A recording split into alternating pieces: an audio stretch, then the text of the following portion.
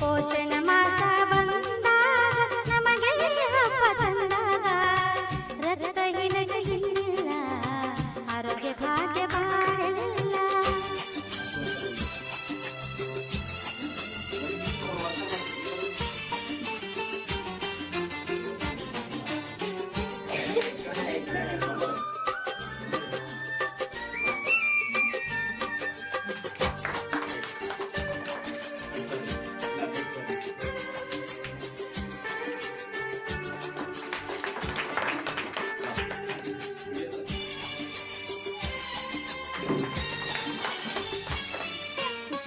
ಹಾಲು ಮೊಟ್ಟೆ ಜೊತೆಯಾಗಿ ಅನ್ನ ಸಾರು ಹಿತವಾಗಿ, ತರಕಾರಿಯಿಂದಾಗಿ ನಿನ್ನ ತೂಕ ಹೆಚ್ಚಾಗಿ.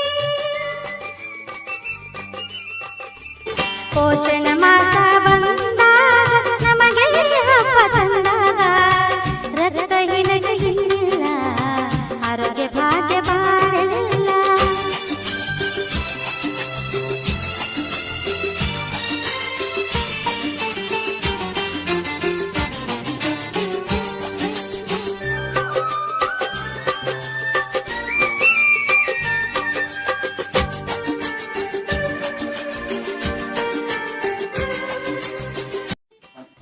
ಇಂದು ಪೋಷಣ ಮಾಸಾಚರಣೆಯ ಅಂಗವಾಗಿ ಪೋಷಣ ಅಭಿಯಾನದ ಒಂದು ಕಾರ್ಯಕ್ರಮವನ್ನು ಹಮ್ಮಿಕೊಂಡಿದ್ದೇವೆ. ನಾವು ಮೊಟ್ಟ ಮೊದಲನೇದಾಗಿ ಈ ಒಂದು ಪೋಷಣ ಮಾಸಾಚರಣೆ ಅಂತಕ್ಕಂಥದ್ದು, ಪೋಷಣ ಅಂದ್ರೆ ಏನು, ನಾವು ಎದಕ್ಕೆ ಪೋಷಣ ಅಂತಕ್ಕಂಥದ್ದು ತಿಳಿಬೇಕು ಅಂತಂದ್ರೆ, ಒಂದು ನಾವು ಈ ಕಾರ್ಯಕ್ರಮವನ್ನ ಎಲ್ಲ ನಮ್ಮ ದೇಶದಾದ್ಯಂತ ಇರ್ತಕ್ಕಂಥ ಮಹಿಳೆಯರಿಗಾಗಿ, ಮಹಿಳೆಯರಿಗೋಸ್ಕರ ಈ ಕಾರ್ಯಕ್ರಮವನ್ನು ಆಯೋಜನೆ ಮಾಡ್ತೀವಿ.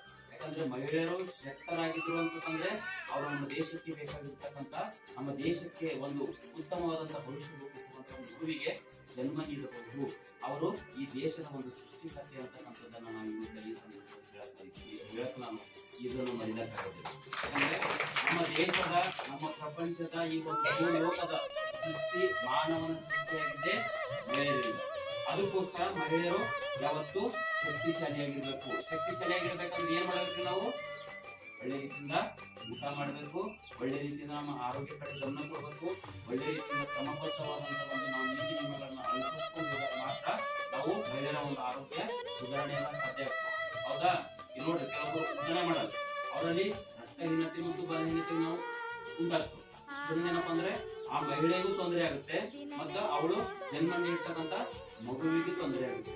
ಆದ್ರಿಂದ ಏನಪ್ಪ ಅಂದ್ರೆ ಮಹಿಳೆಯರು ಯಾವತ್ತೂ ಅವರು ಅನಾರೋಗ್ಯದಿಂದ ಹಾಗೂ ರಕ್ತಹೀನತೆಯಿಂದ ಬಳಲಬಾರದು ಅಂತ ಉದ್ದೇಶದಿಂದ ಈ ಒಂದು ಕಾರ್ಯಕ್ರಮದ ಮುಖಾಂತರ ಮಹಿಳೆಯರಿಗೆ ಯಾವ್ಯಾವ ಆಹಾರಗಳನ್ನ ಯಾವ ರೀತಿ ಕ್ರಮಬದ್ಧ ವಿವಿಧ ಪದಾರ್ಥಗಳನ್ನ ಸೇವಿಸಿ, ಮೊಳಕೆ ಕಾಳುಗಳನ್ನು ಸೇವಿಸಿ ನಾವು ಮಹಿಳೆಯರಿರ್ತಕ್ಕಂಥ ಒಂದು ಬಲಹೀನತೆ ಮತ್ತು ರಕ್ತಹೀನತೆಯನ್ನು ನಾವು ಗುರುತಿಸಿಕೊಳ್ಳುವ ಕೆಲಸ ಮಾಡಿ ನಾವು ಅವರಿಗೆ ಬಲವನ್ನು ತುಂಬುವಂಥದ್ದು ಈ ಕಾರ್ಯಕ್ರಮದ ಮುಖ್ಯ ಉದ್ದೇಶವಾಗಿದೆ.